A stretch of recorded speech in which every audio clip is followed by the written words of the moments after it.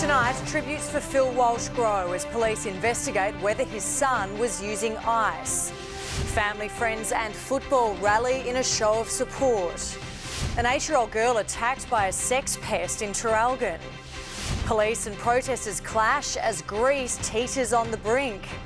And Bernard Tomic unleashes a serve on Pat Rafter and Tennis Australia. This is 9 News with Alicia Loxley. Good evening. Police in South Australia are investigating whether or not Phil Walsh's son, Cy, was using the drug ice.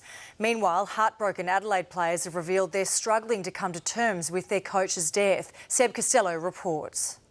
One day on from a pointless tragedy, togetherness was all that seemed to make sense. Stick together and we can lean on each other, and obviously when we heard the news, everyone took it their own way. The Adelaide Crows huddled up with teammates and relatives, remembering the man who used to drive them all over Football Park. When you lose your head honcho, he hits you pretty hard. Outside the ground, affection continued to swell for Phil Walsh. Club legends among the mourners, age no obstacle for those wanting to pay their respects. I'd met him, I think, when he first took over, you know, and he was a lovely man to talk to. At the Walsh home, detectives were replaced by private security. Local tributes lay on the lawn. A Sharon tumbled through the air. He was a very good coach and he coached a lot of teams. And it was very nice. My heart goes out to the family because, you know, you wouldn't want this on anyone. In a nearby Glenelg street, only faint marks remained of the arrest that shocked the country. The police were here and he actually ran onto this property, I believe, and this is where they stopped him. Locals believe Cy Walsh had become a regular in the street over the last 3 weeks. I have seen this back of somebody that appears to be identical to Cy Walsh, the build, the age and the hair colour. South Australian police say Cy Walsh was visiting an acquaintance understood to live at this First Avenue property in Glenelg East when he was arrested just down the road. This morning, a man at the apartment denied knowing the 26-year-old. By afternoon, the apartment was empty. The guy is unemployed and I talked to the residents in that unit block quite frequently, and it just wasn't the normal situation there. Senior police stress an ice link to the murder is yet to be established, but online posts by Cy Walsh reveal his previous experimentation with illegal drugs, saying LSD was, in his experience, great for visual and that change in perception, and that psychedelics, quote, have helped my game and life immensely. It's just a desperate thing to happen within a family unit, and you just wonder what's really behind it all. Cy Walsh has been transferred to a psychiatric institution just as his mother checked out of hospital. Her world rocked forever, but with countless arms reaching out in support. He was just a great man and one that I started to fall in love with. And Seb joins me now live from Crows headquarters. Seb, are there any commemoration plans in place for tomorrow's cancelled match? Yeah, there are, Alicia. While this has been the focus for mourners here at Footy Park up until this point, tomorrow it shifts to the Adelaide Oval. Stadium management have announced they'll be opening the gates at 2:30 to all and any that wish to commemorate the match that has since been cancelled, and at 2:50 the siren will be blown in commemoration.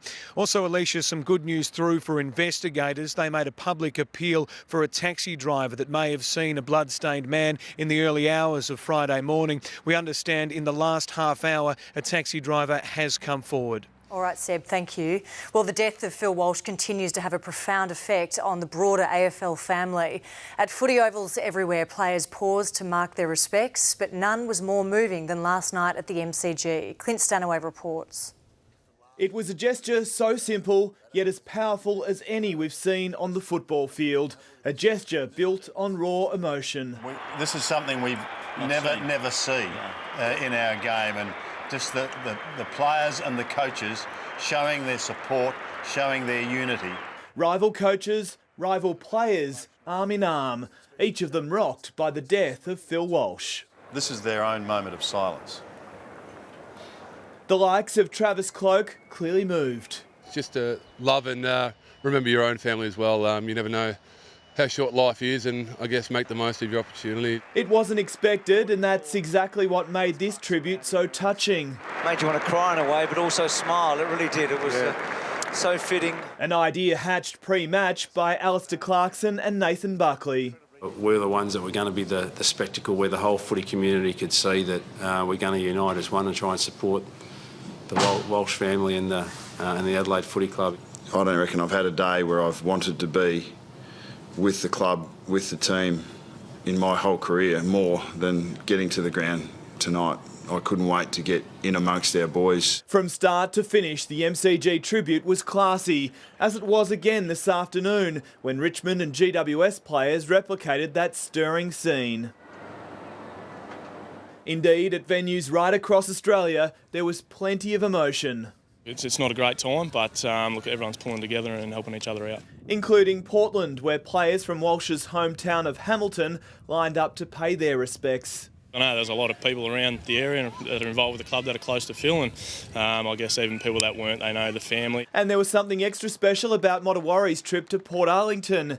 Its captain, Josh Finch, is Phil's nephew. I mean, it was sort of a joint group decision to, that we'll play in honour of Phil, in his honour, and we sort of believe that he'd want us to play. So it's going to be a tough game, a tough day for a lot of people. Somehow he mustered the courage to take the field just hours after arriving back from Adelaide. 2 black bands wrapped around his arm. It's a fair bit of raw emotion. But, club's a good place for support, and it's probably the best place for the boys to be around their mates. Meanwhile, the AFL continues to deal with the unprecedented issues associated with cancelling tomorrow's Adelaide and Geelong clash, including the impact it has on the Brownlow medal. The league has now determined votes from 8 other matches played this round will still be counted. Clint Stanaway, 9 News.